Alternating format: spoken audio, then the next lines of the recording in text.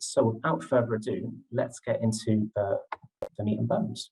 All right, so in terms of what this webinar is about and what we hope you might learn by the end of it, we hope that you'll have a greater understanding of what a champion is and the benefit that they could serve to your organization, club, or group. We also hope that you'll have a better knowledge of the differences between workplace mental health champions and community mental health champions, as well as knowing the process required to start your own scheme in your own context. We also hope that you'll develop an awareness of the help and support available in your mental health champion's journey. So, with those aims in mind, well, why focus on mental health? I'm going to assume a certain level of knowledge from all of our attendees today, so I'm not going to spend too much time on this. But we've got this 1 in 4 statistic. 1 in 4 will experience a mental health problem in any given year. And we know that poor mental health among employees costs the UK employers a lot of money each year, 42 billion to 45 billion each year.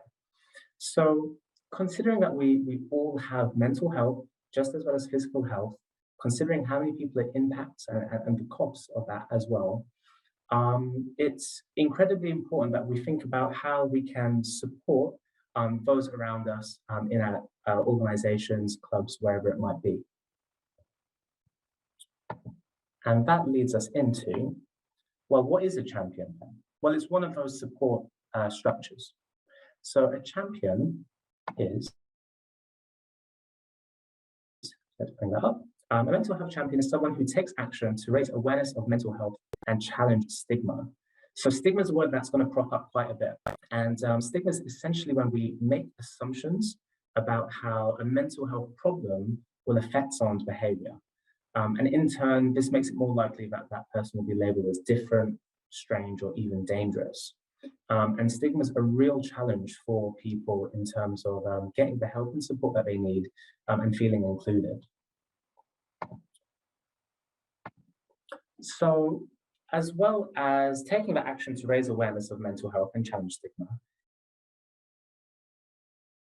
in some cases where champions are trained appropriately, they can also help those who are experiencing mental health problems by signposting them to appropriate support services. So that's an additional aspect of role. Now, a common question we get asked at this point is, well, who might lead a project such as this? Who might lead this kind of a scheme? Well, it would be a mental health lead. And that's someone who's identified by the senior management in your organization to lead that project as a key part of the core, organization of that club or organization. And the whole purpose of electing a mental health lead is essentially to embed that mental health policy and ensure that the scheme, the program, the support is durable over time. And of course, it's also important for the day-to-day management and support of your volunteer champions as well. So we can see that in the blue section there, either planning, delivery, and evaluation of the scheme.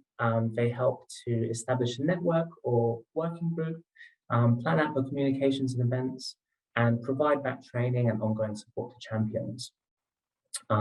Just as a quick note, you can see some of the crests of organizations that we've worked with in the past to set up champion schemes. We have Millwall Football Club, England Athletics, ALC Sport, the British Horse Racing Authority, the FA referees.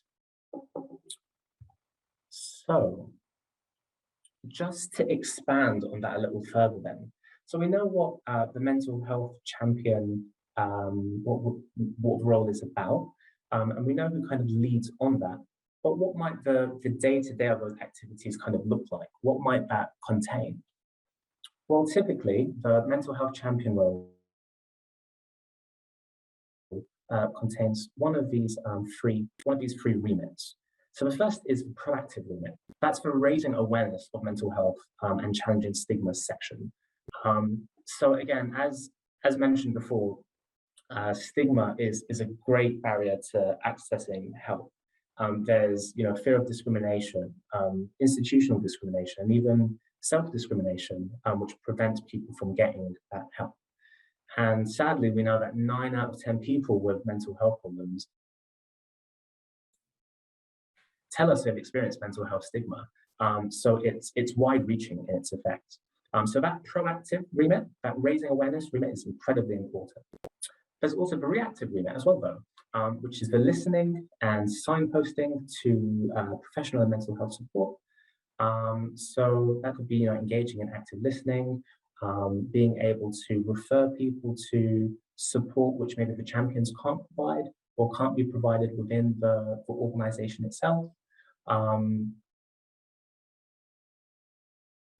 Champions will be expected to kind of know essentially where to refer those in need at that time. And of course, you can also do a combination of both. Some proactive elements, some reactive elements, kind of in combination to best suit whatever the need of your context is. So, where might this be carried out? Typically, we see one of these two areas: workplace champions and community champions. So the audience for workplace champions is, just as it says on the tin, it would be for the staff and volunteers to support their mental health in an organization. So staff and volunteers of the workplace to support their mental health. On the other hand, we also have community champions. Sorry. We also have community champions, which is supporting the mental health of supporters and the wider community. And we're going to see examples of both workplace champion scheme and a community champion scheme coming up in today's session, just to give you a feel of what the difference might be between the two. I guess it's also important at this point to say as well that when it comes to the reactive aspect of the role, the listening and signposting, we do ask for some form of mental health awareness training in a broad sense, mental health awareness training, just because it provides that kind of backbone of knowledge and support for people to undertake those difficult or challenging conversations with people. But that's maybe a requirement for more of a reactive side. And we'll talk more about kind of training needs later down the line. So, without much further ado, we do have two guest speakers here today. And the first guest speaker is Mr. Ben Hulson from CIMSPA. And he's going to talk about what some of this looks like in practice.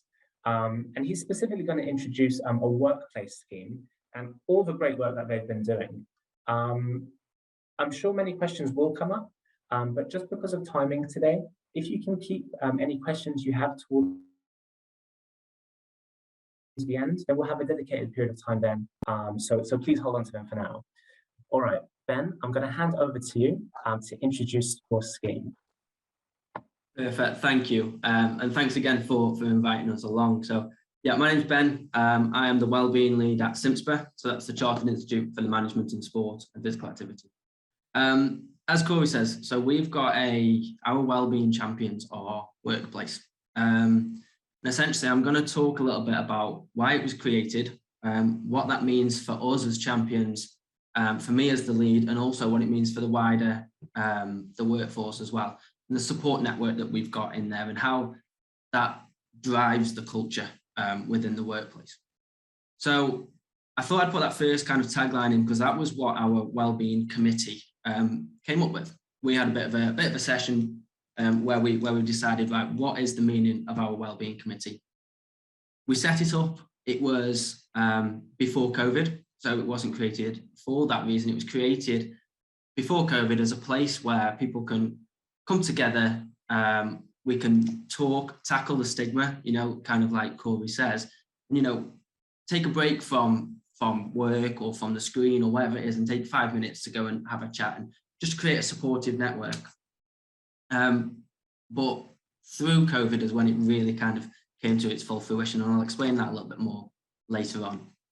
Essentially what we do as a committee, so we've got kind of layers of support. So this is how we want to look at it, is creating a robust framework to really support our workforce.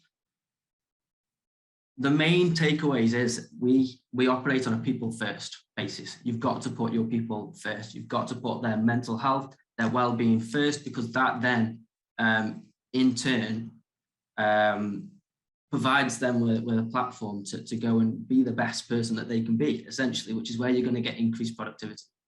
So when I talk about framework and what we've got a few things on the screen there, but we've got health and wellbeing policies.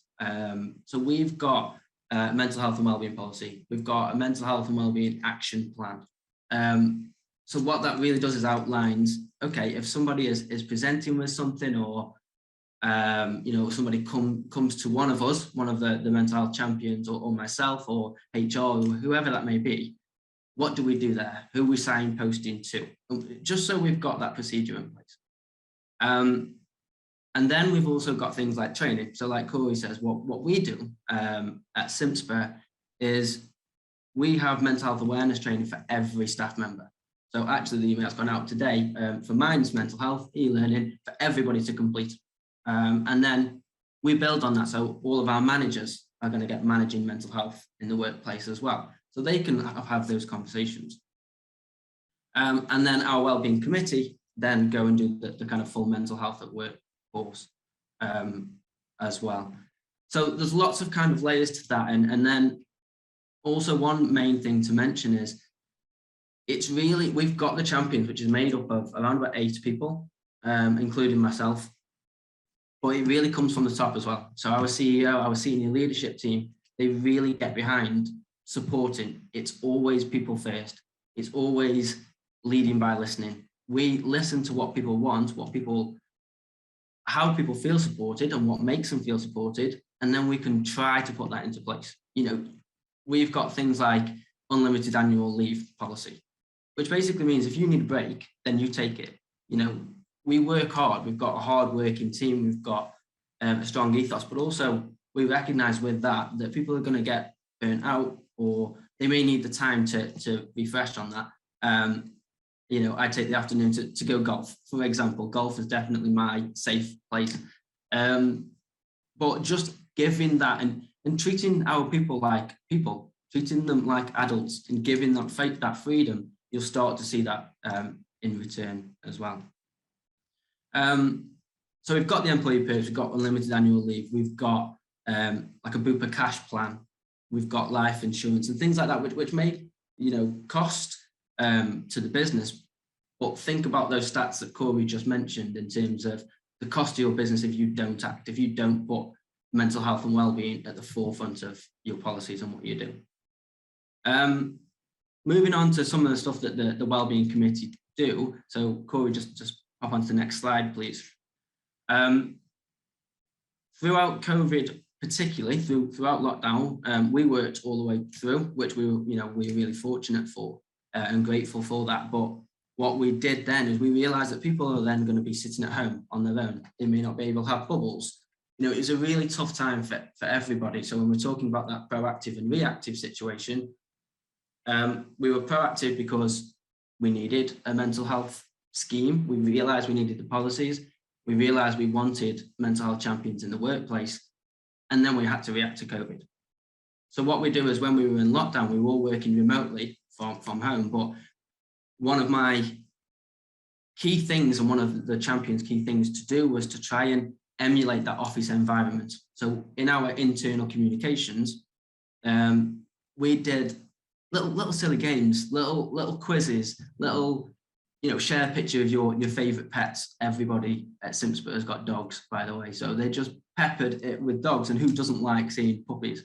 And it's all that kind of thing. So I've put a few things on there that we did. We've got book club. We've got one of our directors is currently setting up golf society. It could be that you want a running club. You're in the best situation for me because mental health and physical health are hand in hand. You can't have, they're one with the other. And because we're talking to sports and physical activity companies and organizations, use those strengths and build that in. The one I do want to mention on that screen there, because you're probably thinking, what on earth is that? Is the CIMSPA Olympics. Basically what this was is we got, when the Tokyo Olympics were first postponed, we calculated the kilometres between our head office in Loughborough to Tokyo, and we got our staff to complete the kilometres in between. This is walking, running, cycling, rowing, whatever that may be.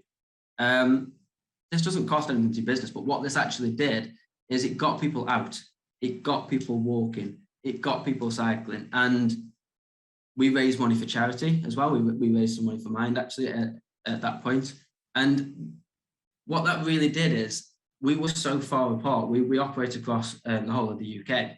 We were all so far apart, but actually we were all working towards something. We were all doing something. We were all raising money. We were working as a team. We were constantly talking to each other and updating each other on how it went. And it was incredible. We managed to raise some money, and more importantly, we managed to get people away from their screens, because we noticed that people were staying at their screens a lot of the time. So we put in meeting free time as well. So we block out 2 hours in the middle of the day, 12 till 2, go and get your lunch, go walk outside, because if you are working from home and you go to the next room, make sure that you're doing that. And we really try to embed that in. And I understand that every organisation is going to be different, particularly sports and physical activity. You might be outside all of the time, but then combat that, then be reactive. What's going to be supportive? Is it that that person then might need or benefit from an hour of reflection time indoors or reading or whatever it may be, but speak to your workforce, speak to the people and say, right, what is going to help you? What's going to support you? And a lot of these things aren't going to cost you money, but actually in return, what you'll get is great productivity and a great culture coming out of the team as well. So that's kind of some of the initiatives that we run. If you want to go on to the next slide, please, Corey. So how does this impact as well? So I'll put some kind of major stats on there, but one of the kind of personal ones for me was there's a lady that works at CIMSPA. I won't mention her name because she'll be terribly embarrassed, but she's amazing. She's the sweetest person that I know, and she started cycling off the back of CIMSPA Olympics, and after it, and she's kept that up, and now she goes on family bike rides. And I can remember her telling me after, it made such a difference to her well-being and her mental health, and she just said thank you, because she's found a hobby there of going out and doing it. So for me, that was a major thing in terms of how things impacted her. But just being part of something, being part of a book club, it may be that they like playing chess, it may be, you set up a five-a-side team, whatever it may be, a knitting club, for example, it doesn't matter. This is where I see the well-being side of mental health and well-being. There's the two things. But that togetherness, finding out more about colleagues. We do a staff newsletter where we do spotlight sessions. So what's your favourite food? What's your holiday destination, dream job? So we can find out more about each other. So then, people may put, I went to a gig and saw Craig David. But, incredible. And you can have those conversations. It's emulating that office environment or those chats that you can have, but we did it remotely. So that's the kind of reactive way that we did it. On to the next slide, please, Corey. So the overall impacts then. So having those layers, like I say, so you've got the robust mental health policies. We've got where we need to signpost to, whether that's Mind, whether that's Samaritans. We use Able Futures as well, which is completely free, which is through Department of Work and Pensions. It's mental health professionals that your team can go and contact, and it's anonymous. We don't know about it in terms of the organisation, but it's there for them. It gives them that peace of mind. So those layers, we've got that robust framework. We've got, we really try to build on the culture of supporting our team and just being there. So me as a wellbeing lead, then if anybody knows that if they want to just release or get anything off their chest, more than happy for people to come and talk to me, and I will give them all the time that they need. But the impact of what we do as a champions and then the whole community is low staff turnover. Our attrition rate is very, very low. There's a safe environment. People feel like they can talk. Actually, I feel like when people come to me And it's not all sunshine and roses. We know that people have good days, people have bad days. But having the support there, and somebody be able to come to us and say, you know what, Ben, or you know what, whoever's in the wellbeing committee, I've had a tough day today, this is really struggling. You know, how can we support them then? So it's that safe environment, supportive culture, and levels of support. You know, for me, I'll put it at the bottom there, but when staff are engaged and supported and feel comfortable to be themselves, I guarantee you they will do their best work. Productivity will rise, they will feel happier, you know, and if there's kind of one takeaway from it and setting of your own internal one is, ask your workforce what they want, what they feel will support them, and if there is someone, whether that's you or somebody else or a group of people that are really enthusiastic or really want to support people or have that natural kind of empathy, go and champion it, go and talk to them, go and speak to them and ask if they want to get involved in this kind of thing. All our wellbeing committee, it's done additionally to their role. They don't get paid for it, but they are just an incredible bunch of people that are there just to support people in our workforce. And what it actually means is, what I've noticed is in our internal communications is people who are outside of the wellbeing committee have started dropping in those same conversations. We raise awareness. If it's suicide awareness, for example, I might just drop a link in and say, listen, this is the day and this is what it reflects. But you'll find that other people start to get involved in that kind of thing as well. So for me, it's just, yeah, if you're going to do it, just speak to those people. You know, again, it doesn't have to cost you thousands or hundreds of pounds. You know, a lot of the things that you can do for free. So yeah, that's kind of the overall impact for me. Corey, I'll hand over to you. Wonderful, Ben. Thank you so much for that introduction. It's always amazing to hear the work that you're doing. And I hope people attending today can take inspiration from that. Again, I'm sure there's questions that people have. We'll save those for the end of the session. Just hold on to them and we'll make sure to have that time towards the end. Thank you very much, Ben. All right, so now that we've heard that excellent example of a workplace champion scheme, I'm going to quickly go through this example of a community champion scheme as well, before we go on to our second guest speaker of the day, Richard Glynne-Jones from the FA. So first, this case study that I have is about England Athletics. So England Athletics set up a community champion scheme in their Run Together clubs and athletic clubs. So as of January 2022, they have over 1,300 champions across all their clubs. And it's primarily a proactive role. So if we think back to the proactive and reactive, it's about raising that awareness, breaking down stigma and barriers. And they do that with support to key moments in the mental health calendar, Time to Talk Day, World Mental Health Day, moments such as those. And the scheme was set up and coordinated by their inclusion lead with support from Mind. Training, again, we'll cover that a little bit later, but training was through Time to Change, a little bit from Mind, and internal as well from England Athletics. So pooling all of those resources together to make sure people felt able to do that role in the best way they could. There was continued support from internally from their inclusion manager, and they also went on to develop mental health ambassadors who were trained to a slightly higher level that could in turn support the rest of the champions across these schemes.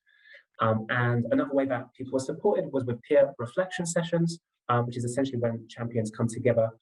They talk and share about their own experiences in order to kind of debrief, learn from one another, and get that peer support.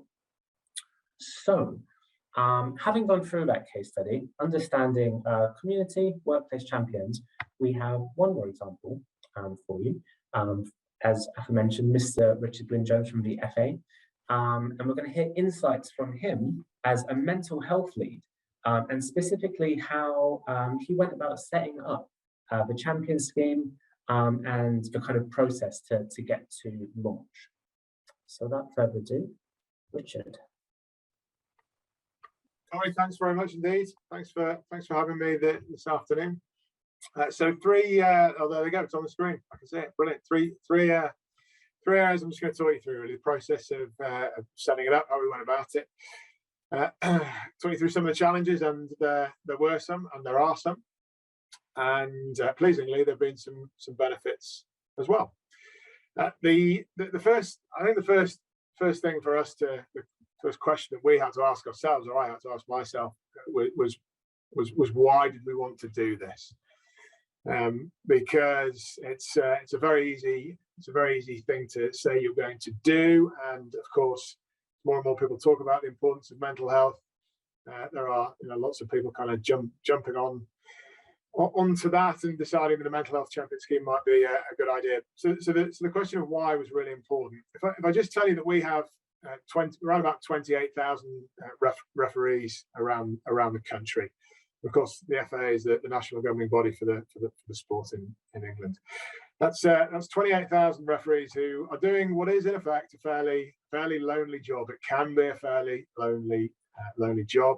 Sadly, a percentage of them are subjected to what I will call inappropriate behaviour, loosely translated as abuse, and sadly, in some cases, physical assault. So there are some real pressures that referees come under as part of their officiating role.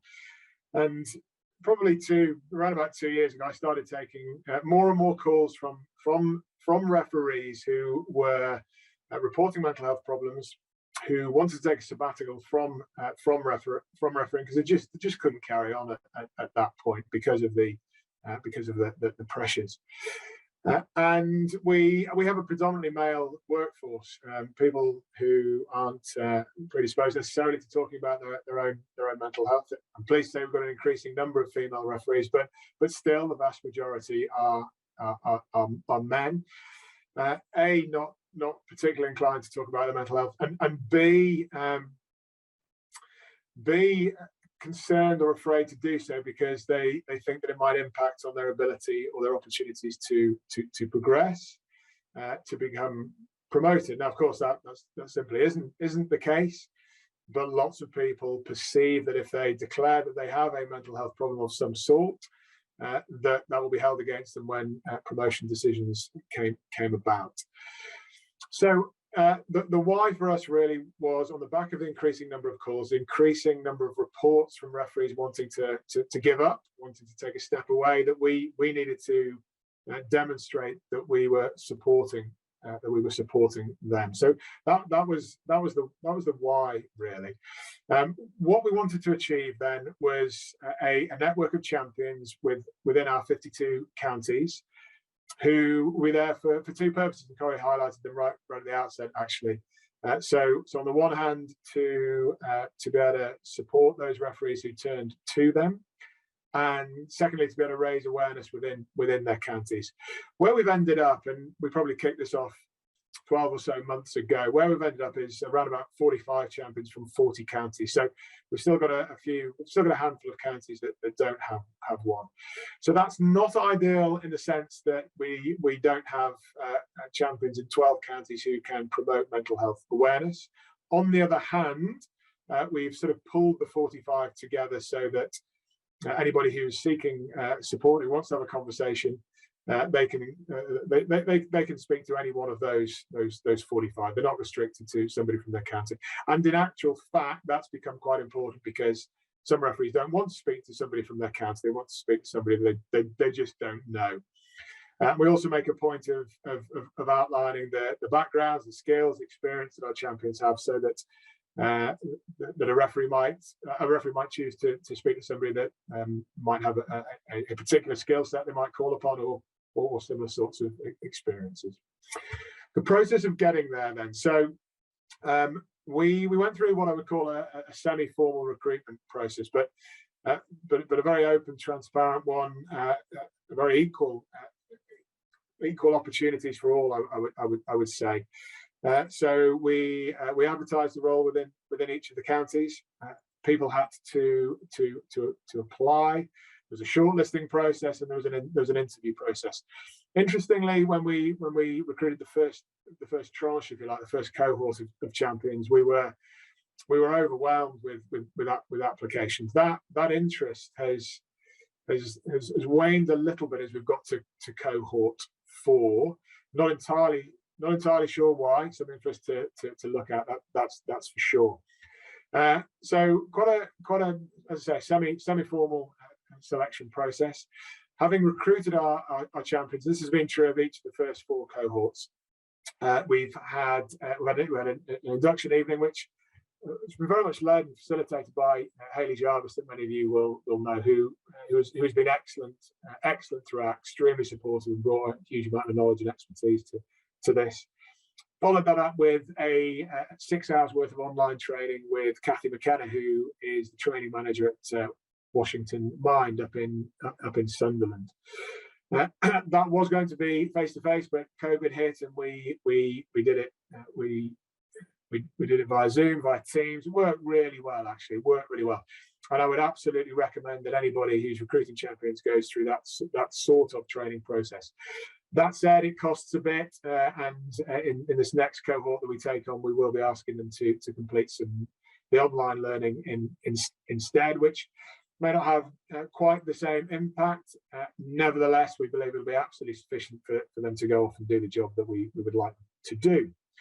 What do they get, our champions? What sort of support do they get? So they have access to the FA's Employee Assistance Programme.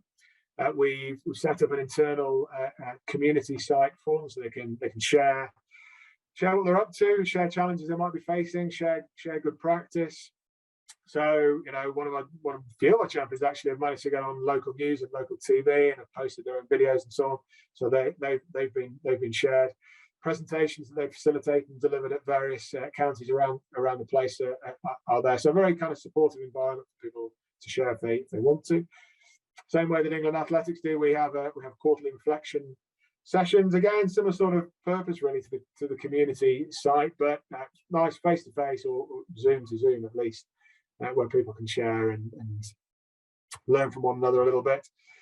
We provide resources for key moments, key days, of course, that they can get out to the referees within the counties. Actually, probably the best tool that we've had is the cheapest, or the one that hasn't cost anything. That's a WhatsApp group.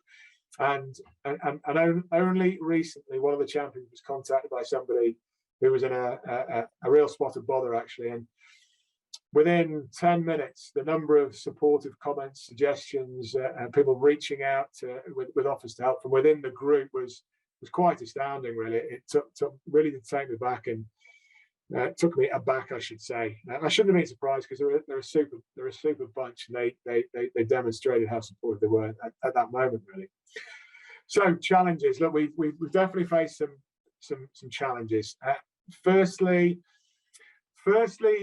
getting some of our counties to engage. So, what I mean by that is our county referee development officers are busy trying to recruit and retain and develop referees, and for some of them, this area of work hasn't been at the top of their priority list. Unfortunately, it seems to be rising more and more and more.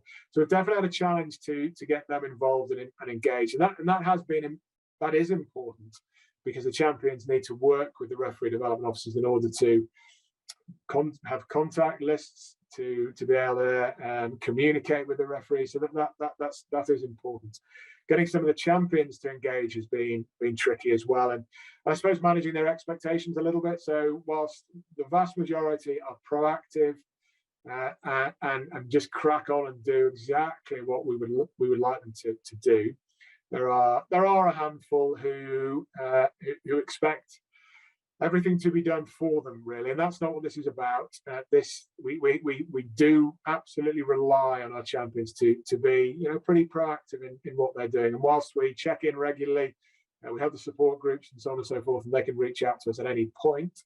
We do rely on them being proactive. So I think the message there, really, or the learning point there, is to be quite clear and upfront from the word go about what the role is, and I don't just mean those two areas, but some of the stuff that goes behind that. I.e., we can't hold your hands every minute of every day. We can't give you absolutely everything. There is an absolute need for you to be a little bit proactive as well. Those are really the main challenges we've had. If you'd asked me that question 3 months ago, I'd have said we continue to have a challenge with getting people to engage with the champions, specifically the referees. But in recent months, and I'm quite certain this has something to do with COVID, yes, but almost coming out of COVID, where people are adjusting to something that's a little bit new. So in the past 3 or 4 months, we've had more and more referees reaching out, which is great, because we want people to talk, we want people to share their stories, we want people to seek support. And whilst it's very difficult to measure the success of this program, the fact that people are reaching out and conversations are being had is certainly a real plus. The fact that our group is really close knit, that they are prepared to share, that they are willing to help each other out, is a tremendous plus. And I've just highlighted the WhatsApp situation earlier, and I noticed on this call we've got one of our champions. Actually, I'm delighted that he's been able to join us. Who was Robert, who was party to offering that support. So it's super stuff, really. And finally, not necessarily most importantly, but certainly important, is I think the work that they have done is influencing wider mental health awareness within the county. So whilst our champions are very much focused on the refereeing community, the work that they've done and the proactive way in which many of them have gone about their business has influenced colleagues in other areas of football to give some real importance to this area. So that's kind of where we're at. I would say that it's still very early days. Really, we've got an enormous way to go. You know, of the 28,000 referees, of course, there will be several thousand who will have a mental health problem at any time. The more that are prepared to reach out to our champions, the better. But it's also right to say that the many of them who contact our champions aren't necessarily affected purely because of what happens on the football field. There's stuff going on in their lives that is creating issues for them. And it just takes that one thing to happen on the football pitch or as part of their refereeing role to kind of tip them over the edge, and for that bucket to overload a little bit. But look, a really worthwhile program, tremendously worthwhile, and I would absolutely advocate anybody who operates in a similar sort of environment, a community environment, which is what this is rather than the workplace environment, to go about getting one of these schemes up and running. Thank you, Corey.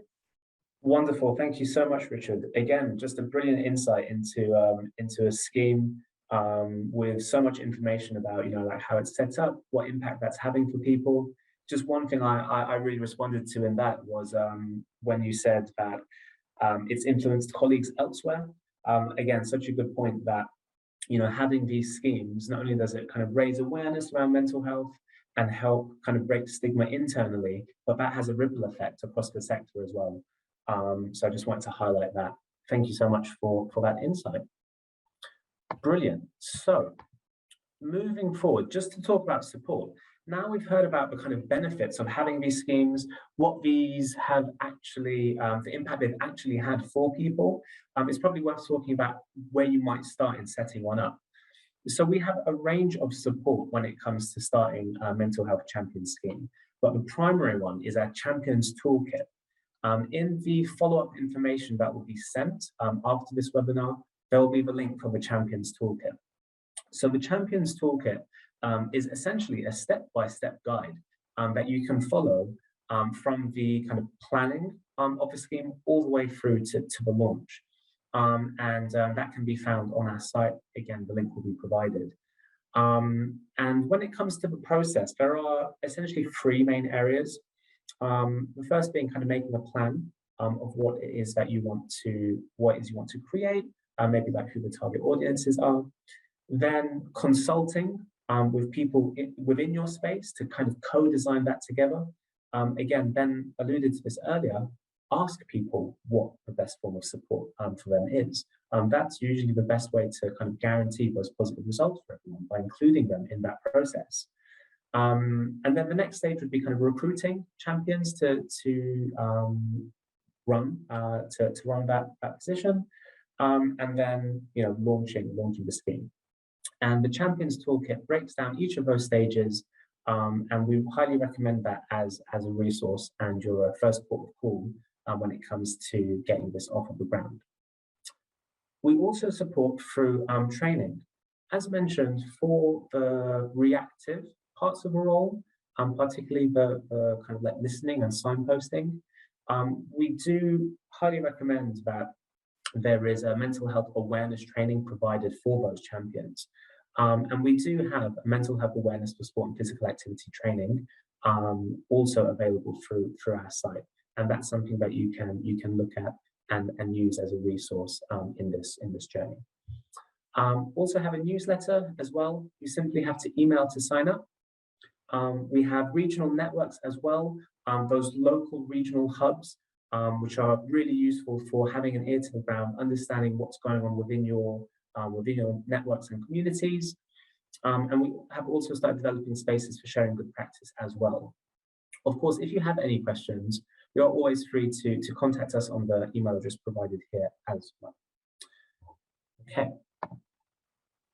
So just additional forms of support. We have a range of training, additional training that can be accessed through workplace wellbeing. I think someone's already mentioned today wellness action plans as well. Again, there's a bunch of resources here which really help raise the kind of knowledge and awareness around mental health, give people the tools to kind of stay safe around this work, and also just generally strengthen the kind of mental health, the community mental health knowledge within your organizations. Finally, information resources. We have an info line and a legal line, and further information on our web pages too. And all of these are hyperlinked in the handouts which will be sent through to you. Before we get to questions with our panelists, I did want to quickly show this quote from the British Horse Racing Authority, because I think it sums up a lot of the ideas that we've kind of been talking about today. So this is from a mental health champion themselves, and they said, as part of a team that works directly with the full spectrum of our sports participants, being a mental health champion and access to mental health first aid training is becoming increasingly important. It was a great opportunity to debug such a sensitive subject. I have no doubt we're a stronger team for having taken part. So across the board, we've seen examples of individuals and organizations that have benefited from this champion's work. Brilliant. So that brings us to the question and answer section of today's session. If anyone has any questions, please feel free to take yourself off of mute and ask. We have a raise hand feature as well. Or if you don't want to come off of mute, you can also put it in the chat and we'll notice that and pick it up. So any questions for Richard, Ben, myself? Okay, so we have one question, Corey. Yeah. Oh, we did have a question. I don't know where it's gone. Oh, here we go.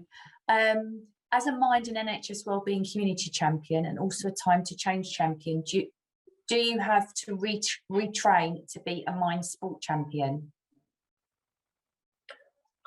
So could you repeat that first section again, please?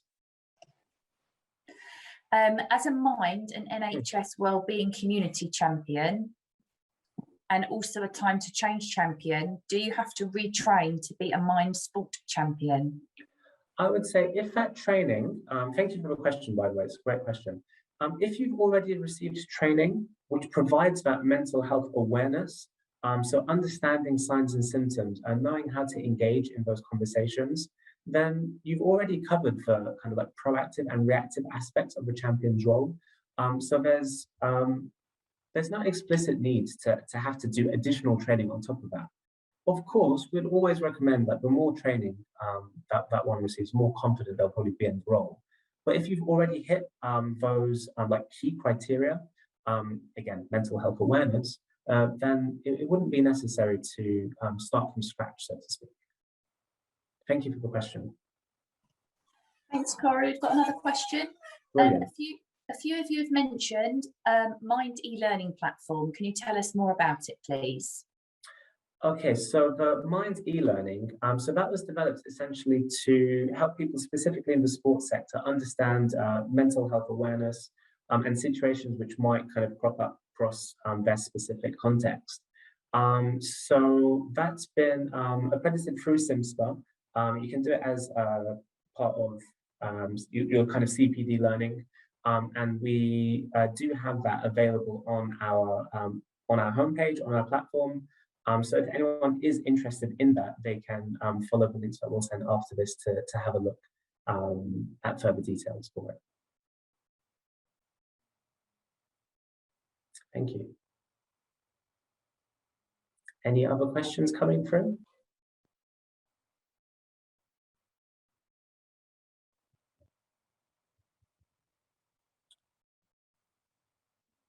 Okay, one second, let me have a look.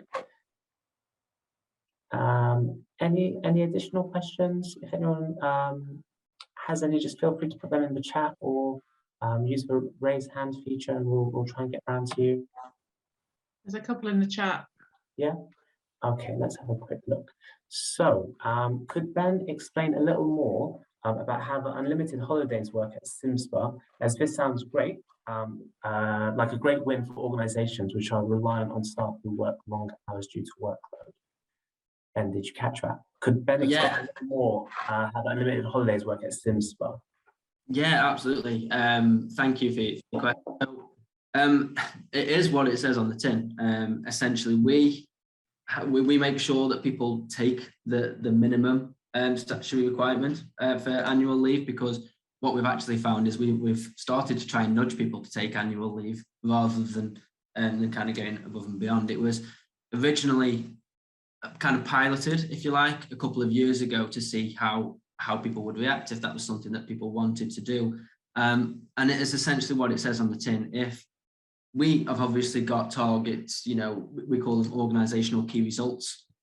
We've got workloads, we've got work packages, we've got things that we need to do, of course. But essentially, if you're there, if you're kind of on top of that work, or if you need a break, then you can take it. You know, whether that's an afternoon on a Friday, if it's been a heavy week and you kind of think, you know, I really need the afternoon, or, you know, longer after that. Essentially, we track it to make sure that people take the minimum statutory, the kind of legal requirements. But what we've found in effect of that is people know they've got it there. So if they need it, they can take it. If they need the time, they can take the time. It's really as simple as that. We're starting treating people, as adults, to be able to manage themselves and their own, and also monitor that as well. So hopefully that answers a bit of your question. Brilliant. Thank you very much for that explanation, Ben. We have another question for Ben, I think. So has CIMSPA thought of including a mental health awareness webinar or such session as a compulsory part of CPD each year? So has CIMSPA thought of including a mental health awareness webinar or such session as a compulsory part of CPD each year? So internally, that's what we're going towards. So everybody, so internally, if we're looking at our internal workforce, everybody will complete mental health awareness. In terms of wider, in terms of the partners that we work for, and obviously the sports physical activity sector, it's not there, obviously, but I would absolutely recommend that you embed that within your company to say, yes, we're going to do health and safety training, we're going to do GDPR training, and we're also going to do mental health awareness training.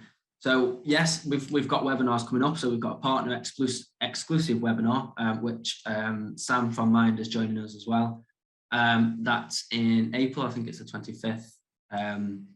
But you know, it's definitely something that we can look at if that's what our partners and what organisations in the sector to need. Again, the expertise then would have to be, we'd bring external people within that. But yeah, it's been talked about in terms of professional standards and things like that, but those conversations are still ongoing, really. Wonderful. Thank you very much for that explanation, Ben. And a really interesting question as well. We probably have time for 2 more. So I'm just going to do them in the order they've appeared in the chat. So the next one seems to be both for Ben and Richard. What would you say are some of the barriers that organizations may face when setting up a champion scheme? Did any of the speakers face any challenges in particular? And can you offer any words of encouragement or inspiration or insight to someone thinking of starting a scheme? Richard, do you want to go? Yeah, barriers. I think the principal barrier is one of, and this is a bit of a cop out, but is one of time, really. So they're probably, well, there are organisations, of course, that have people who are dedicated to mental health, of course. Ours, we do have somebody, but certainly not that's focused on refereeing. So I combine this piece of work with all the other stuff that I get involved in, and of course if you want to do something properly, it needs to have the right amount of time and the right support structures in place and so on. So actually, I think there is a bit of a time barrier. One of the things that we're looking to put in place, very much like England Athletics, actually, is another layer. So a bunch of ambassadors who will be experts who are able to work with the champions a little more closely. That will certainly help. All of that said, this is absolutely, and hopefully it's the words of inspiration. All of that said, it is absolutely worth every minute that you give to it. It was a slow burner, it was a slow start, and honestly, I wondered at the start whether we were going to have any impact here. But sort of 12, 18 months down the track, we are having some impact. Lots of it unseen, I have to say, because it's quite a tricky one to measure. But be prepared to invest some time. I assure you, at the end of it, it's absolutely worth it. Thank you so much for that, Richard. I feel quite inspired by that. Ben, did you have anything to add as well to that question? Yeah, so just very quickly, I think time is a good one. Like you say, Richard, I think the stigma is also there. In terms of is this going to impact my career and things like that, which absolutely doesn't. My words of inspiration or encouragement would be: don't shy away from this conversation. Don't shy away from this stigma. Walk towards it. Go, and if there is people in your organisation, or if it's yourself, whoever it may be, have the conversation, start talking about it. The most impact that myself and some of the wellbeing champions have had, I've spoken about my personal experiences. And what that does is it personifies it, it brings it to life a little bit, but actually shows that other people are maybe in the same boat or have the same feelings. So my inspiration is, we talk about talking about mental health in the wellbeing. What I would in the workplace, what I would say is go and do it.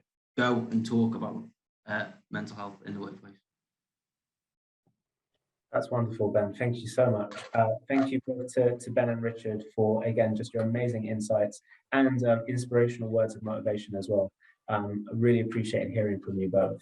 And I'm sorry that we couldn't get to everyone's questions before the end of today's session. But I hope that has given you the inspiration to think about launching your own champion scheme. Again, resources will be sent after this webinar. Talking of which, just to plug our next upcoming webinar as well, we have a webinar on Mind's Children and Young People Workforce Project. That's coming up at the end of this month, March, Wednesday, 30th, 2022.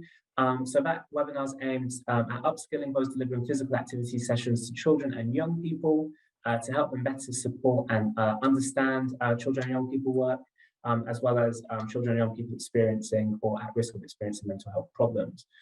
So again, the link will be attached with the slides we send out, but just wanted to give that a quick plug before the end of our session. Which brings us very neatly to the 1 hour mark. I just want to say again, thank you so much for everyone that has attended today. Thank you for your engagement, and thank you to our guests. If you have any further questions or interest, you can always check our homepage, or you can reach out to us as well. Thank you so much for your time, and we hope to see you again in the future.